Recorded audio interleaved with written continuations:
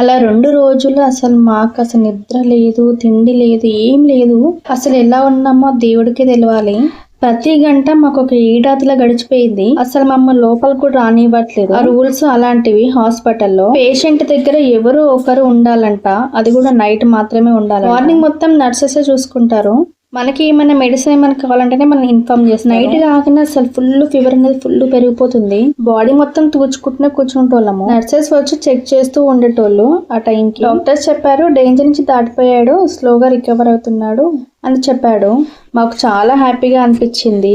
ఇక 2 days ఉండేసి medicines అన్ని తీసుకొని ఇంటికి వచ్చేసాను. ఆ రోజు నాకు చాలా అర్థమైంది. ఈ విషయం నేను జన్మలో మర్చిపోనండి. ఆ రోజు నుండి ఇప్పటి వరకు నేర్చుకున్న ఒక పెద్ద లెసన్ అన్నమాట. పిల్లల దగ్గర కెమికల్ వస్తువులు కానీ లేదనుకుంటే చాక్స్ కానీ ఏది పెట్టని ఒక చిన్న పొరపాటు ఒక పెద్ద ప్రమాదం అవుతుందండి. అందుకే నేను ఇంట్లో ఇప్పటికీ కింద కబోర్డ్లో కానీ సెల్ఫ్లో కానీ అసలు ఏది పెట్టాలి. వాళ్ళు ఏమన్నా ఆడుకుంటున్నా కానీ వాళ్ళు ఏమన్నా ముట్టుకుంటున్నారేమో అని వాళ్ళ దగ్గరనే కూర్చొని కాపాడు. ఎందుకంటే అలా జరిగింది కాబట్టి నేను పిల్లల్ని అంత ఈజీగా వాళ్ళు ఆడుకుంటారు కన్నా అసలు వచ్చిన భయం మీలో ఎవరికి రావద్దని చెప్తున్నాను. మీ ఇంట్లో కూడా ఇవన్నీ జాగ్రత్తగా పెట్టండి. చిన్న జాగ్రత్త మనకు పెద్ద ప్రమాదం అవుతుంది. మా లైఫ్ లో జరిగిన ఈ నిజమైన అనుభవం మీతో పంచుకుందామని కేవలం అవేర్నెస్ కోసమే చెప్తున్నాను. మీకు ఈ వీడియో నచ్చితే ఒక చిన్న లైక్, సబ్స్క్రైబ్ మీ ఫ్రెండ్స్ రిలేటివ్స్ కి షేర్ చేయండి. వెళ్ళే ముందు ఒక చిన్న లైక్ అండ్ సబ్స్క్రైబ్ ని మర్చిపోకండి.